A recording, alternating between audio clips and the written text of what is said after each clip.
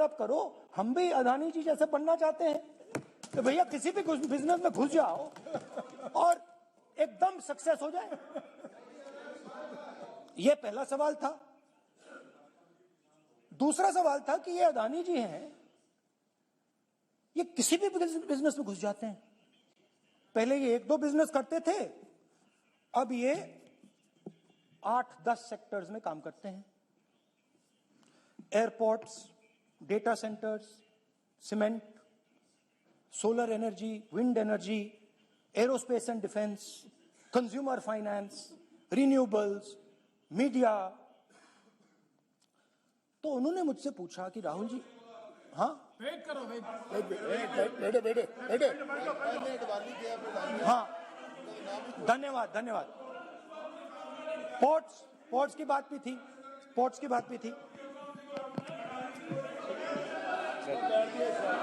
ये भी सवाल पूछा, कि भैया एक बात बताइए, राहुल जी बताइए हमें कि अदानी जी का जो नेटवर्थ है वो 3 साल के अंदर, 2014 से लेकर 2022 तक ये $8 बिलियन से $140 बिलियन कैसे हो गया? कैसे हुआ? मोदी है तो मुमकिन। ये 2014 में अगर आप दुनिया की, मुस्कुरा रहे हैं आप, बीजेपी में है ना आप, तो ये लिस्ट आती है, एक लिस्ट आती है दुनिया के सबसे अमीर लोगों की। इस पे ये 609 नंबर पे थे 14 में। 609 पीछे बिल्कुल। पता नहीं जादू हुआ, दूसरे नंबर पे पहुंच गए। मोदी है तो मुमकिन है।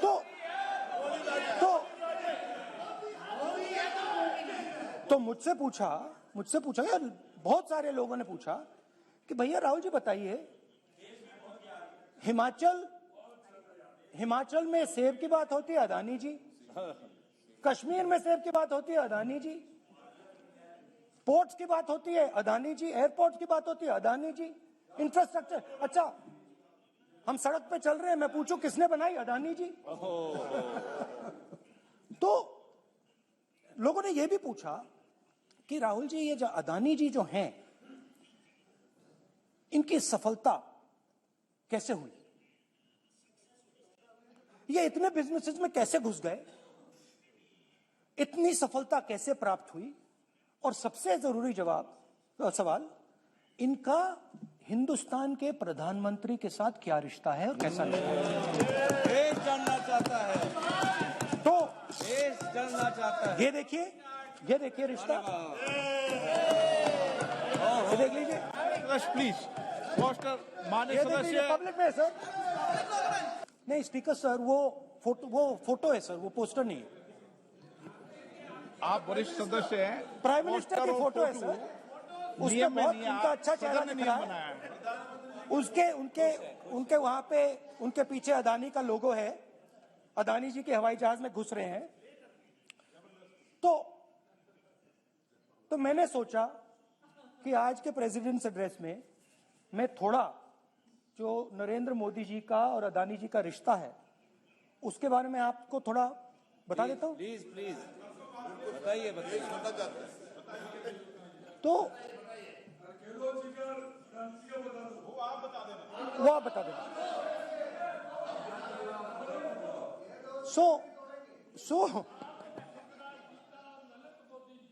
So the relationship begins many years ago when Narendra Modi ji was the Chief Minister of Gujarat.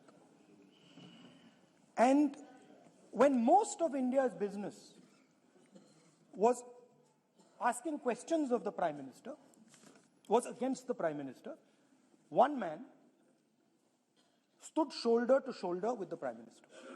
He didn't back down. That's commendable. It's not a joke. He was loyal to the Prime Minister. And what did he do? He helped Mr. Modi construct the idea of resurgent Gujarat. Right? The idea that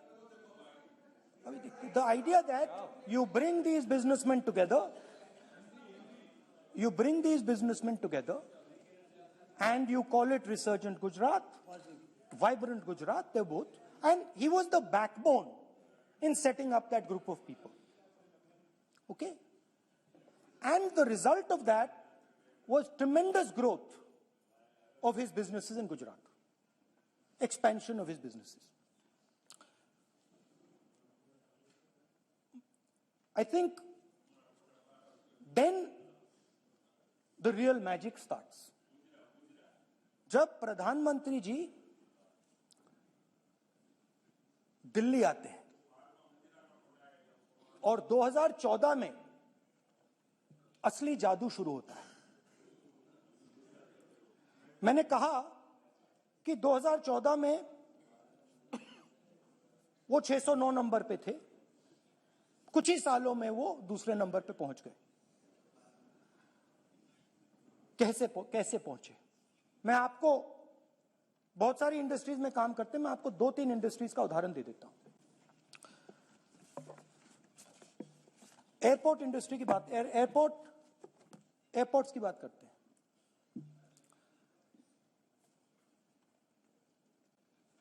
कुछ साल पहले सरकार ने हिंदुस्तान के airports को develop करने के लिए दिया। नियम था, there was a rule that anybody who does not have prior experience in airports cannot be involved in development of these airports. नहीं, गलत नहीं बोल रहा हूं।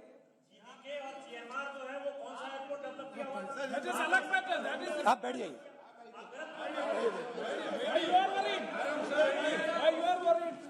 अडानी के डिफेंस में आ गए सर। रूल था कि अगर कोई एयरपोर्ट बिजनेस में नहीं था तो वो इन एयरपोर्ट्स को ले नहीं सकता था। इस रूल को हिंदुस्तान की सरकार ने बदला। किसी ने भी बनाया हो रूल था, किसी ने भी बनाया हो रूल था। रूल बनाया किसने बात नहीं है, रूल बदला किसने बात है।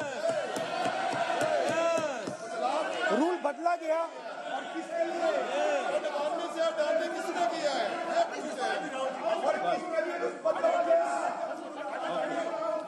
रूल बदला गया।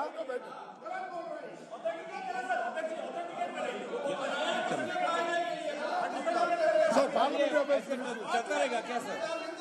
आप parliamentary affairs minister is in rule को बदला गया। सर बोलने दीजिए। करना चाहिए सर, ऑथेंटिकेट करना चाहिए। चलिए तो ये रूल बदला गया। उस समय मीडिया में इसके बारे में चर्चा हुई थी। रूल बदला गया और अदानी जी को 6 एयरपोर्ट्स दिए गए। उसके बाद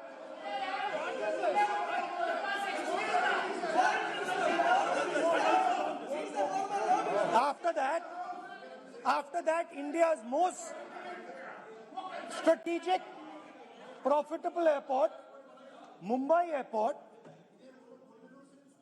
was taken away by GVK, hijacked by using the agencies. The agencies को CBI, ED का प्रयोग कर GVK पर दबाव डालकर हिंदुस्तान की सरकार ने उस एयरपोर्ट को अदानी जी के हाथों में कर दिया। सच है। रिजल्ट आया कि एयरपोर्ट्स में आज अदानी जी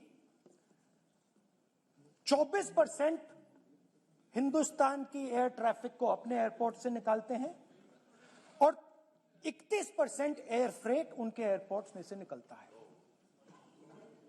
अब ये काम हिंदुस्तान की सरकार और हिंदुस्तान के प्रधानमंत्री जी ने फैसिलिटेट किया। अब आपने जो पिछले स्पीकर थे उन्होंने फॉरेन पॉलिसी की बात की, हम भी फॉरेन पॉलिसी की बात करते हैं। चलिए डिफेंस से शुरू करते हैं, बहुत ऑप्शंस है, आप बताइए कहां से शुरू करें। बिजली, डिफेंस, कोयला, बहुत ऑप्शंस है। Coal, defence, let us start with defence. अब डिफेंस में अदानी जी का कोई एक्सपीरियंस नहीं था, जीरो एक्सपीरियंस। कल मैंने प्रधानमंत्री को एचएएल में देखा, प्रधानमंत्री जी ने कहा कि गलत आरोप लगाया, मगर रियलिटी तो यह है कि एचएएल का जो कॉन्ट्रैक्ट था 126 हवाई जहाजों का, वो अनिल अंबानी को चला गया और अनिल अंबानी बैंकरप्ट हो गया। वहां भी फैसिलिटेशन था। अब देखिए, और ये जो फ्यूचर एंटरप्रेन्योर्स हैं, जो बिजनेस स्कूल हैं, हार्वर्ड यूनिवर्सिटी जैसे स्कूल हैं, इनको इसका केस स्टडी, इसकी केस स्टडी बनानी चाहिए, शायद बने। How to use government power to build individual businesses, case study.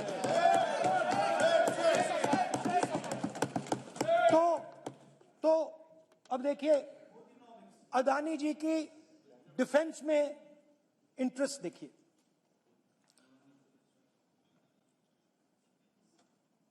Elbit company के साथ हिंदुस्तान में अदानी जी ड्रोन्स बनाते हैं। ड्रोन्स को हिंदुस्तान की एयरफोर्स, आर्मी, नेवी के लिए रीफिट करते हैं। अदानी जी ने यह काम कभी नहीं किया है पहले। एचएएल ये काम करती है। हिंदुस्तान में और भी कंपनीज हैं जो ये काम करती हैं, मगर प्रधानमंत्री जी इजरायल जाते हैं और उसके एकदम बाद अदानी जी को ये कॉन्ट्रैक्ट मिल जाता है, मगर एक नहीं मिलता। ये मत सोचिए कि ये सिर्फ एक कंपनी की बात हो रही है, ये इंडस्ट्रीज की बात होती है यहां पे। जैसे मैंने आपको दिखाया, एयरपोर्ट का पूरा सिस्टम उठा के ले गए, 30% मार्केट शेयर एयरपोर्ट में ले गए, वैसे ही डिफेंस में करा। तो 4 डिफेंस की इनके पास कंपनीज हैं, ये काम इन्होंने कभी नहीं किया।